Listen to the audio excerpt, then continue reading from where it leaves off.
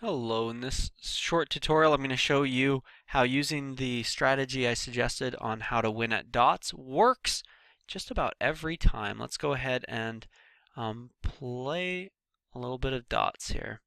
Again, dots is a game where you're just connecting lines to make boxes. So the whole purpose is to try and get all of the filled in boxes that you can. All right, and prevent the opponent from getting filled in boxes. So let's see here. All right, so now we're at the point in the game where you can see that this here line is all connected, and then we've got three small other sections of two.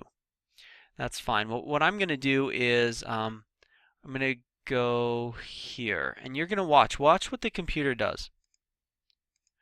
Instead of going here, the computer goes here. And the reason for that is that he's going to allow me to have two so that he tries to force me to give him this, which is kind of the strategy that I suggested. So I'm going to do that again, knowing that computers kind of do the same thing. So he's given me two more. Now, a normal strategist type player would usually just fill those in. But now I'm at the point where I have these ones. If I go here, he's going to go here, forcing me to take the two and give him this whole roundabout thing. Instead, I'm going to go in the middle, and that forces him to fill it out and then give me all of these ones. All right. So the strategy has worked. Yay, I won. All right. Let's do another one. All right, so I like having those small sections of two set up there because it means that I can really manipulate this computer. But here, this one's going to be really good because there's going to be one string that kind of goes around this way. Hopefully, if I can get that set up properly. There we go. And one string of rows that will go along this way. And this is when you'll really see the strategy in play here. So I'm going to go there. All right, so you notice that the computer has set up so that there's this row and then there's also this second row. This is a common strategy for people to do when you're playing this game. What it basically does is that you'll try and get one section for you and one section for the other person.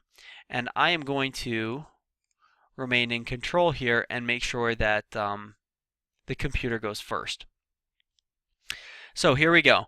The computer is now going first. And by the way, having two sets of two is a great strategy because you can basically determine who's going to go first on any row, just kind of like the way I did there. But anyway, let's go ahead and I'll show you the strategy that I was talking about.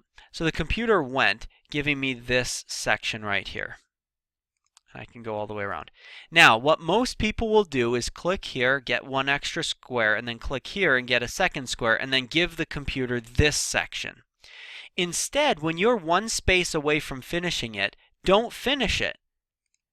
This way, if I go here, the computer gets those two, and then he has to give me this second row. So instead of taking and splitting it almost even, you can see that I end up with 12 points and he only has 4. You can kind of see that right there.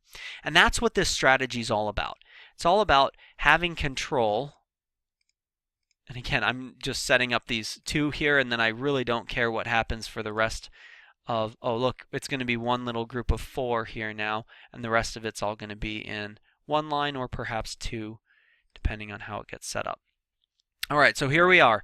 This one would lead to that and go all the way through. This one would lead all the way through there. So now I'm going to start using my two. Again, if I go here, it forces the computer to take both of those and then do something else. I don't want the computer to have that power. I want to keep that power. So I'm going to go here.